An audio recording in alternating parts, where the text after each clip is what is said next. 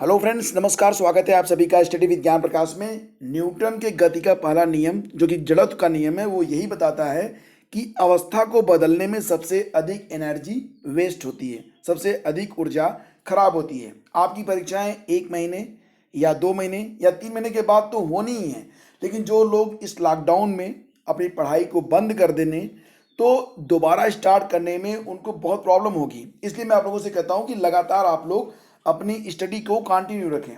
और ये जो मॉक टेस्ट है खंड शिक्षा अधिकारी का मॉक टेस्ट नंबर 74, इसमें हम आपके लिए बहुत अच्छे अच्छे प्रश्न लेकर आए हैं। ये प्रश्न बहुत ही महत्वपूर्ण है, आपको परीक्षा में देखने को मिल सकते हैं। खंड शिक्षा अधिकारी के अलावा यूपी पीसीएस, इसके अलावा लेखपाल, सुपर टेट, रेलवे और अन्य प्रतियोगी परीक्षाओं के लिए भी ये प्रश्न उतने ही महत्वपूर्ण हैं। इसलिए कोई भी प्रश्न आपसे छूटना नहीं चाहिए। बताइए कि 23 अक्टूबर 2019 को एचपीसीएल और पीजीसीआईएल को महारत्न कंपनी का दर्जा दे दिया गया केंद्र सरकार के द्वारा। तो 23 अक्टूबर 2019 तक भारत में महारत्न कंपनियों की कुल संख्या कितनी हो गई है? तो दोस्तों इसका सही जवाब है ऑप्शन, जी हाँ, सी। कुल मिला के महारत्न कंपनियों की संख्या हो गई है 10। जबकि अगर सवाल ये पूछा जाता कि भारत में नवरत्न कंपनियों की संख्या कितनी है, तो सही जवाब इसका होता 14। और इसी के साथ मिनी रत्न श्रेणी 1 और श्रेणी 2 को अगर मिला दें तो कुल कंपनियों की संख्या होती है यहाँ पर 73। याद रखना, मिनी रत्न में 2 कैटेगरीज हैं, मिनी रत्न श्रेणी में 1 और 2, तो दोनों को जब आप जोड़ेंगे तो कुल कंपनियां बन जाती हैं 73। याद रखिएगा। तो इतने सारे फैक्ट हमको पता चले क्वेश्चन नंबर 1 से। नेक्स्ट क्वेश्चन होगा कि सितंबर 2019 को वर्ल्ड गोल्ड काउंसिल द्वारा जारी रिपोर्ट के अनुसार अगस्त 2019 तक सोने के भंडार के मामले में भारत दुनिया में किस स्थान पर है? तो बहुत ही इंपॉर्टेंट क्वेश्चन है। और यहाँ पर अगस्त 2019 तक के जो डेटा हैं, जो आंकड़े हैं, उसके मुताबिक आपको बताना है कि दुनिया में स्वर्ण भंडार के मामले में भारत किस स्थान पर है। दोस्तों सबसे पहले मैं आपको ये बता दूं कि वर्ल्ड गोल्ड काउंसिल, जिसको आप WGC कहते हैं, इसका जो हेडक्वार्टर है वो कहाँ पर है? तो WGC का हेडक्वार्टर है लंदन में, ठीक है, याद रखना। और इसकी स्थापना कब हुई थी? 1987 में। और इसका सही जवाब है, यहाँ पर टॉप पर है अमेरिका, पहले स्थान पर, यानी कि सबसे अधिक सोना स्टोर किया हुआ है कौन सा देश? अमेरिका। और चीन के बारे में बात करें तो चाइना के बारे में जानना लाजमी है, चाइना 6वें स्थान पर है। और भारत जो है वो किस स्थान पर है? तो भारत जो है वो 9वें स्थान पर है। तो याद रखना कि इसमें से कोई भी विकल्प सही नहीं है, भारत जो है वो 9वें स्थान पर है, ठीक है। और WGC के जो प्रेसिडेंट हैं उनका नाम क्या है? उनका नाम है डेविड हरक्विल, डेविड हरक्विल, ठीक है, याद रखना इसको। अब आगे बढ़ते हैं, क्वेश्चन नंबर 3 पे आते हैं। तीसरा प्रश्न होगा कि ग्लोबल लिविलिटी इंडेक्स 2019 में दिल्ली का स्थान कौन सा रहा? ग्लोबल लिविलिटी इंडेक्स 2019 में कुल 140 शहरों को शामिल किया गया है, देशों को नहीं, 140 शहरों में दिल्ली का स्थान रहा है 118, ठीक है, तो ऑप्शन बी। और मुंबई का स्थान रहा है 119, दिल्ली 118, मुंबई 119। दुनिया का सबसे अच्छा शहर रहने के लिए माना गया है वियना, और वियना ये ऑस्ट्रिया की राजधानी है, ठीक है। और सबसे बुरा शहर माना गया है दमिश्क, यानी कि सीरिया की राजधानी दमिश्क को सबसे खराब शहर माना गया है ग्लोबल लिविलिटी इंडेक्स 2019 में। तो ये हो गया क्वेश्चन नंबर 3। क्वेश्चन नंबर 4 पे आते हैं। मरुस्थलीकरण यानी कि डिजर्टिफिकेशन की समस्या से निपटने के लिए यूनाइटेड नेशन का 14वां कोप सम्मेलन कहाँ पर आयोजित हुआ? COP 14, ये सम्मेलन अभी हाल ही में भारत में ही आयोजित हुआ था। कहाँ पर हुआ था? तो दोस्तों ये आयोजन हुआ था ग्रेटर नोएडा में, ठीक है, ग्रेटर नोएडा में 2 से लेकर 13 सितंबर 2019 को यह आयोजन किया गया था। और इसमें कुल 200 देशों ने लगभग पार्टिसिपेट किया था और इसको लीड किया था यूनाइटेड नेशन के द्वारा, ठीक है। तो इतने फैक्ट हमको पता चल गए। अब ध्यान रखना कि प्रॉब्लम्स ऑफ डिजर्टिफिकेशन इसका सब्जेक्ट था। COP 24 का जो सब्जेक्ट था वो क्या था? Problems of desertification. अगला प्रश्न होगा कि हाल ही में वैलेंटीना एलंगबाम को किस प्रदेश का ग्रीन एम्बेसडर नियुक्त किया गया?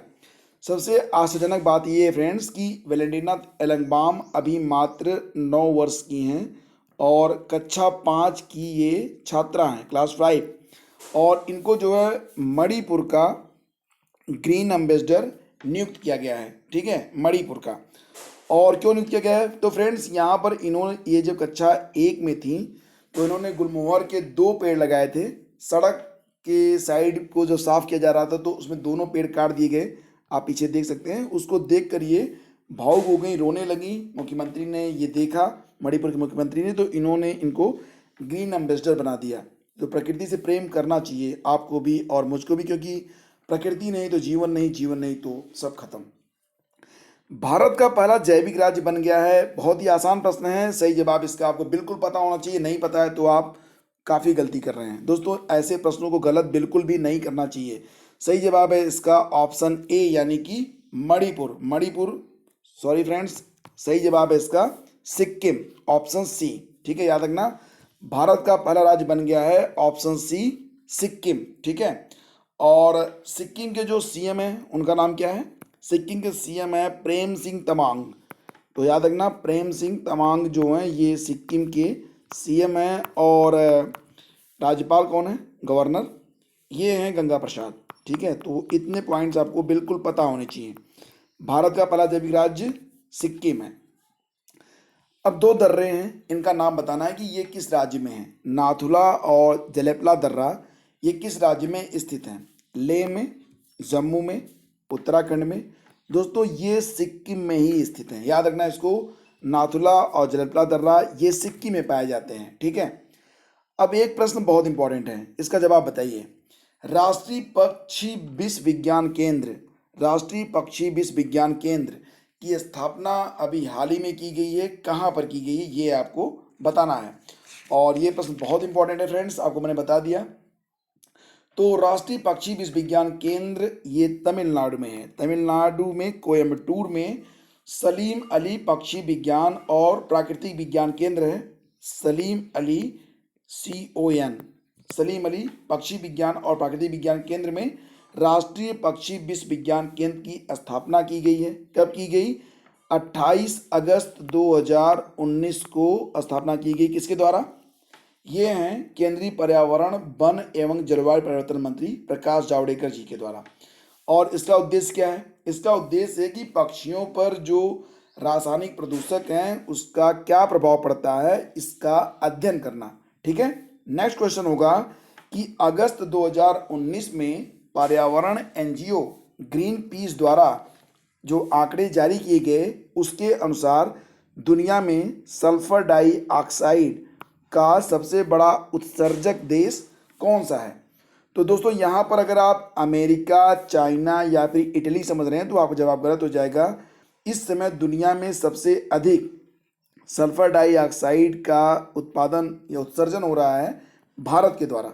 तो ऑप्शन डी इसका बिल्कुल सही जवाब है, और इसको आप बिल्कुल याद रखना। ठीक है, नेक्स्ट क्वेश्चन और भी इंपॉर्टेंट है। अगला प्रश्न है कि जलवायु आपातकाल घोषित करने वाला पहला देश कौन सा बना था?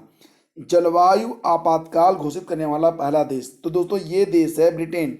तो पहला देश बना था ब्रिटेन, उसके बाद आयरलैंड में भी जलवायु आपातकाल घोषित किया गया। तो दोनों आप बिल्कुल याद रखना, ए ब्रिटेन, बी आयरलैंड। ब्रिटेन पहला और आयरलैंड दूसरा देश बना जो कि जलवायु आपातकाल इन्होंने घोषित किया है। अगला प्रश्न भी काफ़ी इंपॉर्टेंट है, ये है कि 73वें बाफ्टा पुरस्कार 2020 के लिए बेस्ट फिल्म का पुरस्कार किस फिल्म को दिया गया?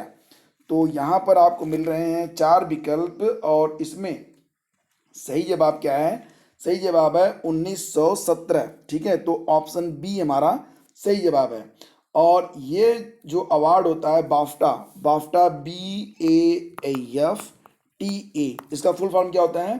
British academy of film and TV arts, British academy of film and TV arts. और ये पुरस्कार अभी हाल ही में 2 फरवरी 2020 को दिए गए। और इसके लिए जो बेस्ट डायरेक्टर हैं उसका अवार्ड गया है किसको? सैम मेंडेस को। सैम मेंडेस जिन्होंने 1917 को डायरेक्ट किया है। ठीक है, इसके बाद है नेक्स्ट क्वेश्चन कि भारतीय राष्ट्रीय महासागर सूचना केंद्र यानी कि इनकोइस का मुख्यालय कहाँ पर है। तो दोस्तों ये प्रश्न बहुत इंपॉर्टेंट है और इसका सही जवाब आपको बिल्कुल आना चाहिए। राष्ट्रीय महासागर सूचना सेवा केंद्र का मुख्यालय है हैदराबाद में। तो ऑप्शन सी हमारा सही जवाब हुआ, ठीक है। और राष्ट्रीय महासागर सूचना सेवा केंद्र ये विज्ञान मंत्रालय के अंतर्गत आता है, पृथ्वी विज्ञान मंत्रालय के अधीन है ये। अगला प्रश्न होगा कि राष्ट्रीय विज्ञान दिवस 2020 की थीम क्या रही। राष्ट्रीय विज्ञान दिवस 2020 की थीम थी वोमेन इन साइंस। तो ऑप्शन ए इसका सही जवाब है, याद रखना। और राष्ट्रीय विज्ञान दिवस प्रतिवर्ष कब मनाया जाता है? ये प्रतिवर्ष 28 फरवरी को मनाया जाता है, ठीक है। उसके बाद नेक्स्ट क्वेश्चन होगा कि भारतीय छात्र संसद के द्वारा किस मुख्यमंत्री को सम्मानित किया गया था। तो ये बन गए हैं कैप्टन अमरिंदर सिंह, जो कि कहाँ के सीएम हैं? पंजाब के हैं, ठीक है। नेक्स्ट क्वेश्चन होगा विश्व वायु गुणवत्ता सूचकांक 2019 के अनुसार सबसे खराब जलवायु वाला देश कौन सा है। तो ये प्रश्न बहुत इंपॉर्टेंट है फ्रेंड्स, तो इसको जरूर आप याद रखना। विश्व वायु गुणवत्ता सूचकांक 2019 के अनुसार सबसे खराब जलवायु है बांग्लादेश का, ठीक है। तो बांग्लादेश, देखो ये जो आंकड़े जारी किए गए हैं, ये आंकड़े किसके द्वारा जारी किए गए हैं? तो दोस्तों ये आंकड़े जो हैं वो IQ एयर ग्रुप है, एक IQ एयर ग्रुप और ग्रीन पीस के द्वारा जारी किए गए हैं। और इन्हें PM 2.5, इसमें क्या क्या होता है? नाइट्रेट, सल्फेट और ब्लैक कार्बन। नाइट्रेट, सल्फेट और ब्लैक कार्बन के आधार पर वहाँ की वायु की जांच की जाती है और उसके बाद ये बताया गया। तो सबसे खराब स्थिति है बांग्लादेश की, उसके बाद पाकिस्तान की। भारत की स्थिति भी बहुत अच्छी नहीं है, भारत भी इस सूची में 5वें स्थान पर है, ठीक है। फिलहाल अब ये स्थिति बदल चुकी है क्योंकि इस समय भारत क्या पूरी दुनिया की वायु काफ़ी स्वच्छ हो चुकी है। तो ये जो सूचकांक था 2019 का था, ये उसके मुताबिक है। वर्तमान में कोरोना वायरस एक ऐसा फिल्टर लग चुका है सारी दुनिया में दोस्तों, जिसकी वजह से प्रकृति खुद को, एक तरीके से अगर देखा जाए तो बहुत सारे नुकसान हो रहे हैं, लेकिन प्रकृति खुद को रिपेयर भी कर रही है। आपने देखा कि आर्कटिक के ऊपर जो ओजोन लेयर था वो बंद हो रहा है और जो वायु है वो भी स्वच्छ हो रही है। बहुत सारी चीज़ें हैं, ये प्रकृति का अपना तरीका है खुद को बैलेंस करने का। जहाँ पर कुछ नेगेटिव होता है वहाँ पर बहुत सारी चीज़ें पॉजिटिव भी होती हैं, लेकिन हमारी नज़र जहाँ पे केंद्रित रहती है वही चीज़ हमें दिखाई देती है। COP25 का आयोजन स्थल, ये प्रश्न बहुत बार रिपीट हुआ तो इसको जरूर याद रखना। ये हुआ है मैड्रिड में। और इसी के साथ एक क्वेश्चन और भी बनता है कि COP26 का आयोजन कहाँ पर हो सकता है। तो ये ग्लासगो में होगा, ठीक है। जब भी होगा ग्लासगो में होगा। माई लाइफ माई मिशन, ये किसकी बायोग्राफी है? तो दोस्तों माई लाइफ माई मिशन ये बायोग्राफी है किसकी? नरेंद्र मोदी की? नहीं। अमित शाह की? नहीं। ये हैं स्वामी रामदेव, जिनकी बायोग्राफी का नाम है my life my mission. Next होगा अनफिनिश्ड, ये बायोग्राफी है, ये किसकी बायोग्राफी है? अनफिनिश्ड। और ये हैं धर्मेंद्र? नहीं भाई। जयप्रदा? नहीं। राजेश खन्ना? नो। सही है प्रियंका चोपड़ा। नेक्स्ट, भारत में प्रधानमंत्री की नियुक्ति का प्रावधान किस अनुच्छेद में है? क्या बता सकते हैं? प्रधानमंत्री की नियुक्ति का प्रावधान है अनुच्छेद 75 में, ठीक है। Option B. नेक्स्ट होगा कि भारत के प्रधानमंत्री के लिए सेवानिवृत्ति आयु कितनी मानी जाती है? 60, 70, 80? नहीं भाई, कोई आयु नहीं होती है। ऑप्शन डी सही जवाब है। और अगर ये वीडियो आपको पसंद आया तो इसे बहुत सारे लोगों में शेयर कर दीजिएगा, वीडियो को लाइक कर दीजिएगा, ताकि हम कंटिन्यू आपके लिए ऐसे प्रश्न लेकर आते रहें जो आपको आपकी मंजिल, आपकी करियर की बुलंदी तक पहुंचा सकें। तो दोस्तों चैनल को अभी का अभी सब्सक्राइब करिए, बेल आइकन को दबा दीजिए और हमारे टेलीग्राम चैनल स्टडी विद ज्ञान प्रकाश को ज्वाइन कर लीजिए, ताकि हर लेक्चर की PDF और वीडियो की सूचना आपको समय से मिल सके और आप अपनी तैयारी को करके अपनी मंजिल को इसी बार प्राप्त कर सकें। तो दोस्तों आज के वीडियो में बस इतना ही। कैसा लगा वीडियो कमेंट करके बताइएगा। Have a great day. जय हिंद।